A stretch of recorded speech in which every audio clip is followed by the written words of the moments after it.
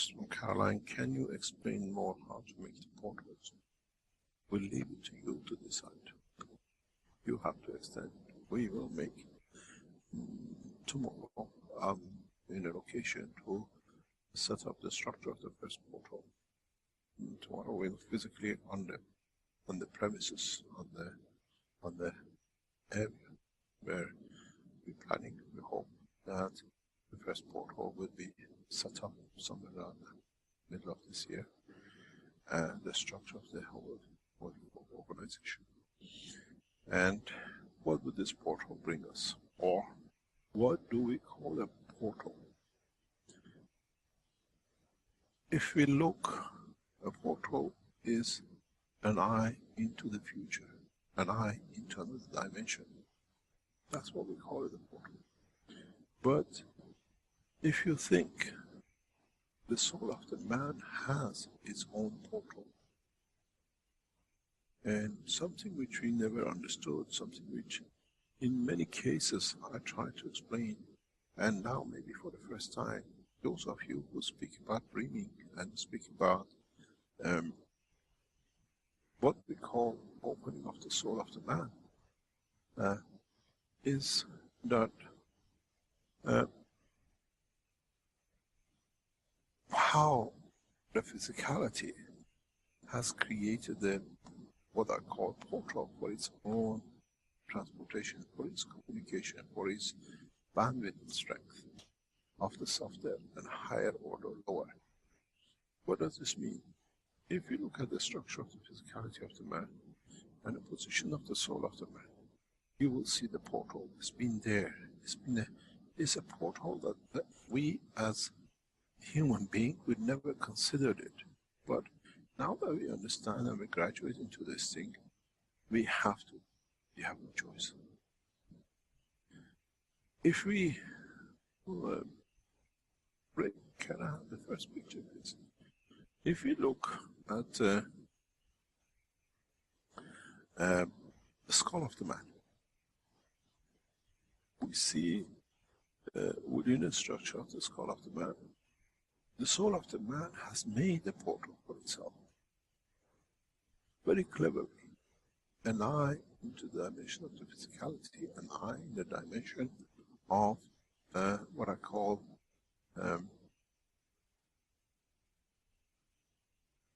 the soul, the eye of the soul. If you look at the position of the portal and draw a line very right across it, you see what you see. If you take the totality of the wavelength, or what I call the bandwidth of the eye of the man, where do you see? You cross the position of the soul of the man. Very strange. But what is important is the eye or the soul of the man has chosen a dimension of the soft tissue where the rest of its structure is considered to be well absorbed.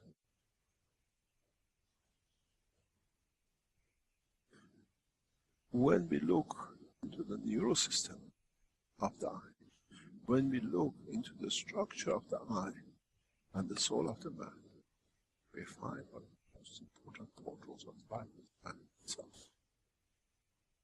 If you can increase and understand the strength of the soul of the man and its operation, the whole universe becomes visible to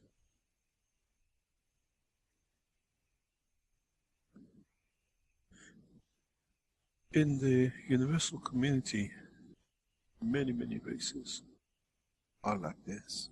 It's all closed. But they have used the strength of the soul to go beyond the dimension of the physicality of the structure, of the boundary of their emotion, of what we call the brain. So when we speak about the soul of the man and the portal, or a portal, the eye of the man, the skin,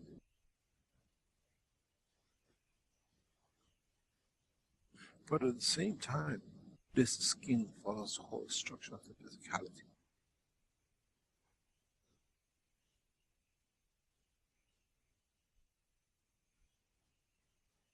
How far can we go and how far can we extend this knowledge? Do we need to have a vision direction to be able to see? Or can we direct our vision for us to be able to transfer the strength of the soul of the man through?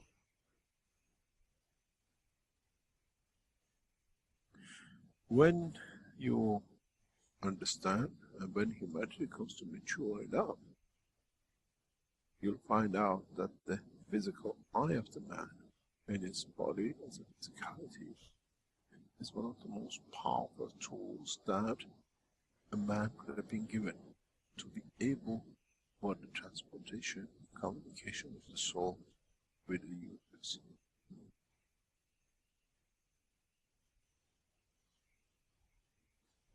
Vision, as we call it, the eye of the man, is a soft tissue axis. If you look at the position of the soul, and if you look at the other dimension of the brain of the man, the soul sits right through, looks down the eye of the man. Up or down, slightly, you will see the direction of the soul. You're looking at the side view of this. When you look at the frontal view, you will see the eye of the man looks directly into the soul of the man.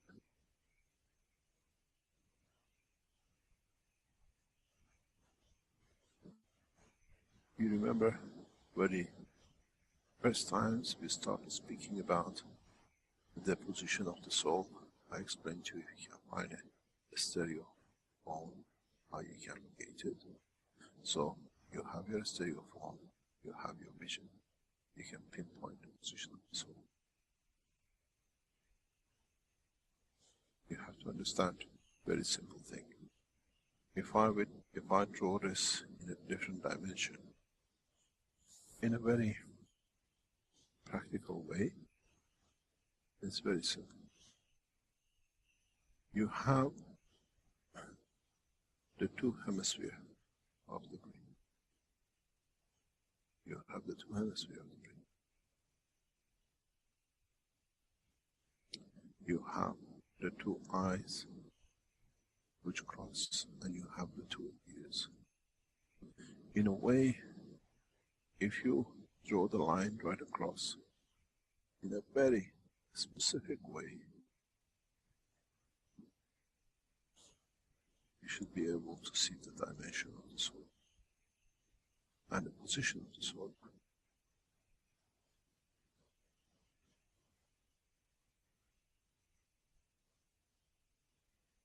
In so many ways, we always have access to it. And you always gain access out of it. And in the future, when man grows in the knowledge, he will understand something very, very simple.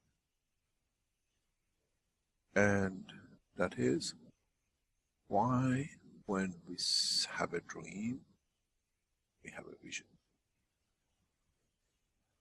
When we have a dream about our mother or our loved ones or our children, why do we see visual? Why we connect with the noise and the place? It's because the soul of the man sees through the eye of the man. And in that process of achieving and reaching other souls, what he gets back, it comes through the vision. So we have a vision of it. In so many ways, man up to now have never understood this. The skull absorbs, has a limitation. Soft tissue of the eye and the liquid within the eye of the man is the transformation of the level of the soul to level of physicality.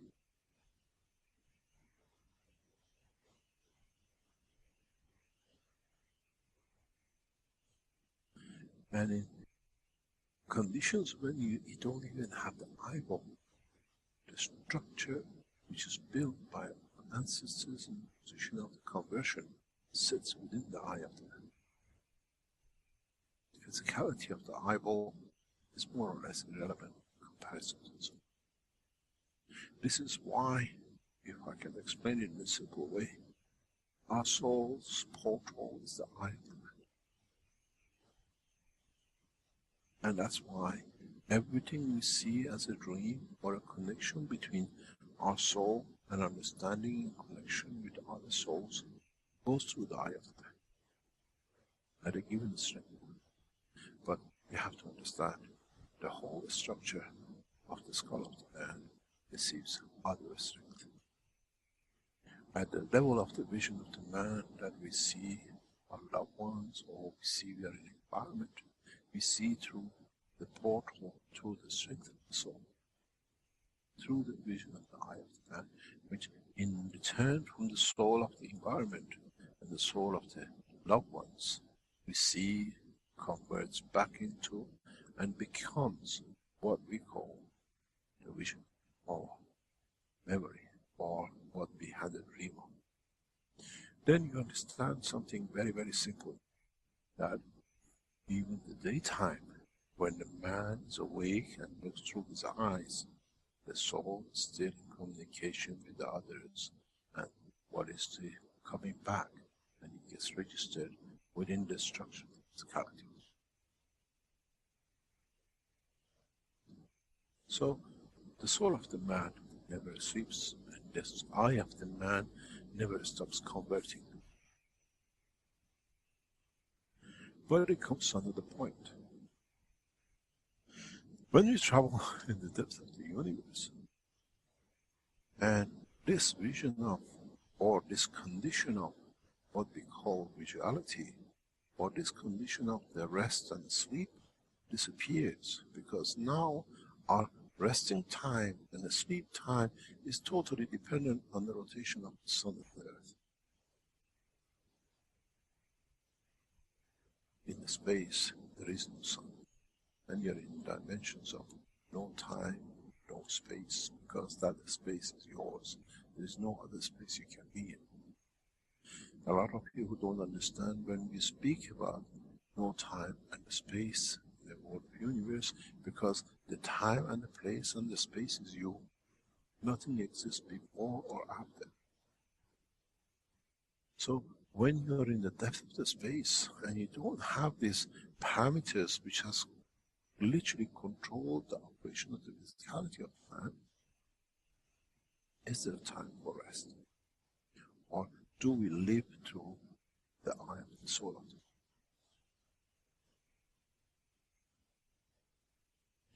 Do we go through 8-hour cycles and 16 hours of waking, because the 8 hours in depth of the universe is 1 second, and this is less than 1 second?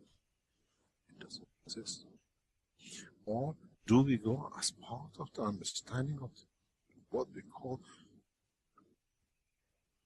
renovation, regeneration, or replacement? Do we take and wait 16 hours to recharge, what we call during the rest time? Or do we recharge as we use, or we take from the environment of the universe as we need, that we do not need to recharge, we do not need that rest time? As I was explaining in the talk yesterday, in the countries and in life of our ancestors, except now that they brought the religion and they shut us closed down, you have to be a Sunday because it's a holiday, and it's got to be a Saturday because you're a Jewish and holiday, and the Muslims comes with the Fridays. Everyone chooses the whole week. If you have 4 more religions brought in, the whole week will be holiday time. The Jews don't work on Saturday, but they live in a Christian country, Saturday and Sunday. The Muslims go for a Friday and a Saturday clothing, or a Thursday and a Friday. You go to the East, to Dubai, it's a Friday and Saturday's holidays. Even the Muslims have become Jews. And then you go to European Jews, and now let's make another 4 days. The whole week is a holiday. Then we become true man of space. There is no space, there is no gap. And it goes back to the olden time, before all these religious forces came in because they corrupt the soul of the man. Man worked 365 days a week.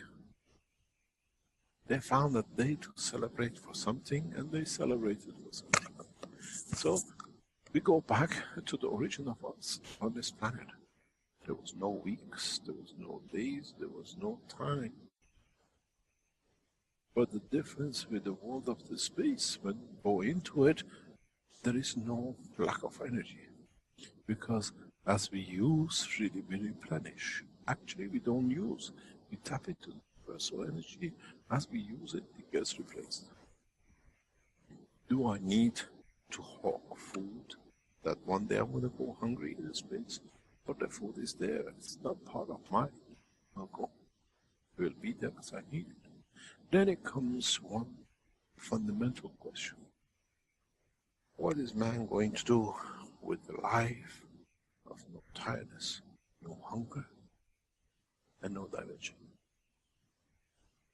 How do we spend our time in the depth of space? When you watch some of these futuristic movies, they put people in capsules to be asleep for 100 years, 200 years to get to the destination. 100 years of life of man is nothing in the dimension of space. And if you leave them loose, now that we understand how the soul of the man works, you don't need to nobody to sleep. But you bring balance between the soul of the man and the soul of the physicality of the man, that they work as in what I call synchronized way. I'm a nuclear physicist. I'm a scientist by training, by nature. And to me, when I look at the soul of the man and the soul of the physicality of the man, it explains to me a proton and electron. Electron moves and takes energy as it needs to find a position in relevance to its proton. So, in the depth of the space, the life of the man will be the same. The physicality will absorb what it needs from the soul to keep it in a position and a distance from its creator. Then, do we need to kill? Do we need to look for food in the span of universe? Or actually what we become another work of nature, electron and the proton. This called one atom, where this is one atom. The existence of the mind. And then, if we understand this, do we need to feed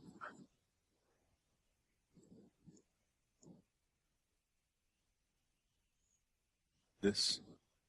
This brings us to a lot of things. I was explaining to knowledge seekers very recently. I didn't come here to build up factories. I came here to detach man from physicality, which is building the factories. But it's the way I can get the man to see the beauty of the technology that they stop building things and become independent.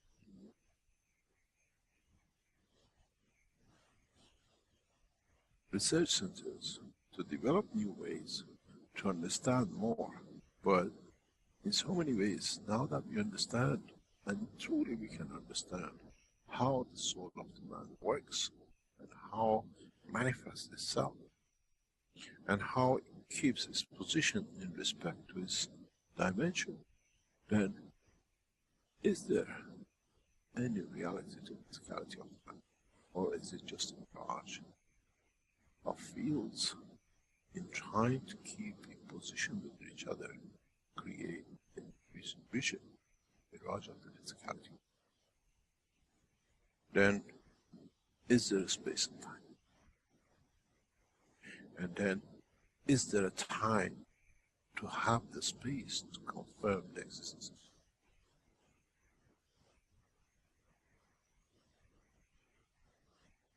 Then it comes to understand, do we need the vision? Or is the vision a portal for communication for the soul of the man without the restriction to the dimension of physicality, to the strength of the other souls. Would we see the soul of entities of the universe through our soul, through the eye of the man, but not through the physical operation of the man, but through the soul of the cells of the physicality of it, that it converts to the vision, the soul of the man. Then it comes to one point. Is there a part in the brain of the man which can convert such information for us to understand? And then it comes to another dimension of the understanding which the vision of the man has to or will open up to, that we already been aware of the existence of the life beyond the life of man in the universe, but the information has been filtered at a given level that is not and is above or below the sight vision of the man in the dimension of the physicality of the matter on this planet. The problem is, as I said, goes back into medical teaching. In the medical teaching, when you go back and listen to, we had Dr. Elia Kosov in the first 31 teachings. And in every shape or form, she confirmed the existence through the medical acceptance and the machinery and systems which confirm the correctness of. And then we put the parallel in the dimension of the soul and understanding work of the plasma. Then this brings one thing very important to all of us. That we have created systems and technologies to confirm that what we see is what it is. Because we have transferred the knowledge into the physical dimension of understanding of ourselves. We send aircraft onto Mars, onto Moon, and we take still pictures of that frame at the vision of man, not at the strength of the vision of the universe.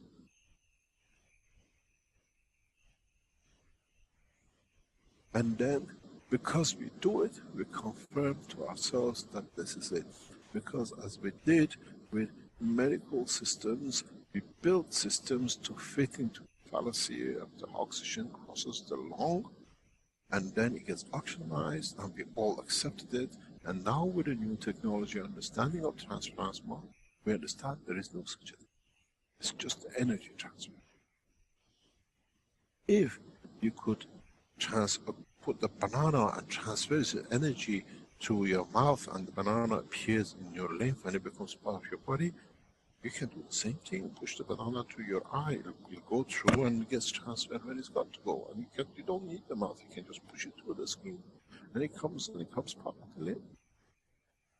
So we understand that there is a process of conversion, but man has made systems to confirm according to the time of his understanding, systems to confer is correct, and we have accepted it, and this is now for us to understand.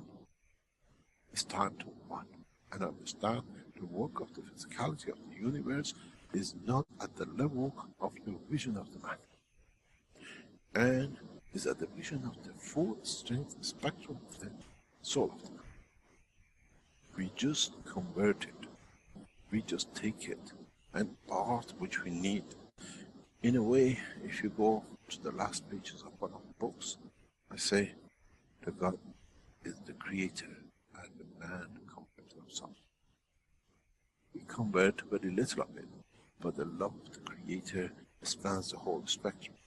What to you is an ant, to another creatures of the universe is a moving soul.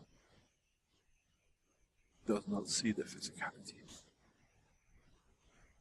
And this is what we have to understand. And in the process of the life, especially when you come to portals, and the portals to transfer the soul of the man, or the dimension of physicality of the man, these things will count very heavy. It counts very heavy because you have to decide what is the space gap that I can exist, and not necessarily in the dimension of the physicality of this planet. this solar system, this galaxy, and this universe.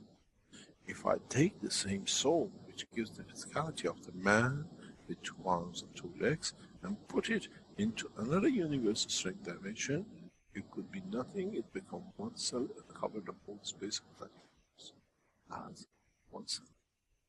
Because it's the energy of the system counts, and not the length of your fingers and toes, and how tall can it be. Then we come to one fundamental understanding. When you make these portals, when you make these systems of transportation of the soul of the man into the formation of the universe, do we need to control them and what is the strength of the soul of the man on this planet? Or do we give the soul of the man the freedom to choose his place, his point, his confirmation and his existence? Then what happens to a beautiful fallacy which man has accepted? I made man in the image of myself. The image of me on earth is 2 hands and 2 legs, and the image of me in planet Zeus, 20 arms and 40 legs. Which one is mine? Or is my image dependent on the environment of the manifestation? And then, do I still communicate and be in control of the space dimension of the soul of the man in that position? And I still can look through the portal and I still be in touch with the mother, with the sister, which I knew on the planet. In an upcoming conference with the space agencies around the world in a few months' time, these are the things that will be considered. The new space agency, which will come by the collaboration of the work of not only the space agencies, but the Keshe foundations of these nations, including as part of it, because then you become responsible to teach the scientists at NASA, the Russian Space Agency, and the rest, the understanding of the plasma at the level of what we teach. Then you'll find out they have a lot of problems till we can show, we can manifest. So when we have set up the Cybro, which is what is the new name for the new space agency set up, which literally stands for, this is what it is: China, Iran, Brazil, Russia, India, and United States space agencies. We are not looking only to bring scientists from NASA.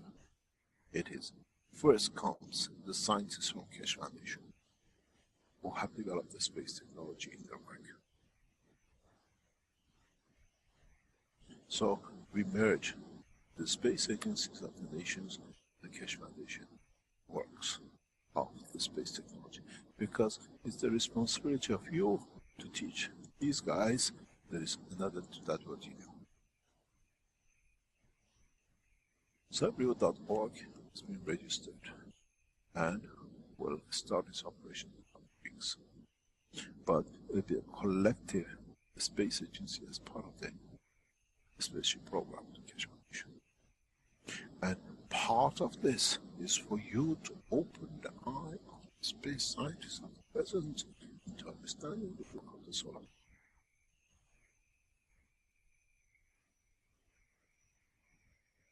In so many ways, with the confirmation and establishment of Cybro, we bring cyber work of the science of the soul of the planet in work with you.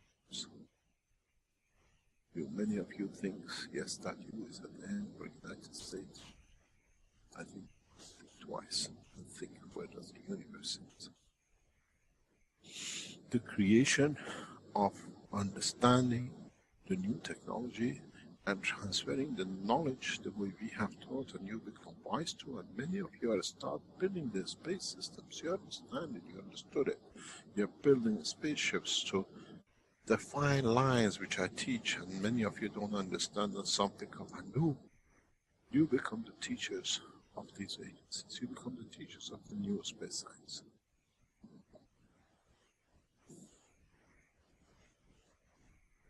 And in this process, it's easier to teach the scientists of the new space era that we have moved from the physicality of the craft, and we have moved from the physicality of the planet Earth, we have moved from the physicality of body of the man to the dimension of the creation, which is the dimension of the soul of the man, without actuality. It'll be very hard for the present aerospace scientists to accept, because then they'll find out they have no passengers to carry that was their aim.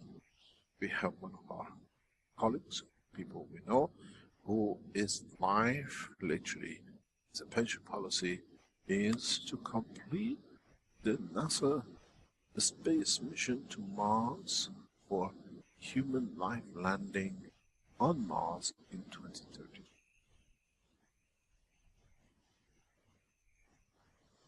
The head of the mission has been told he cannot speak to Keshe. It's forbidden. He can lose his job. Because how long can these space agencies cover up? Or what we see in the next level, by building the space cities, we show the cities are nothing but the space for the soul of the creation.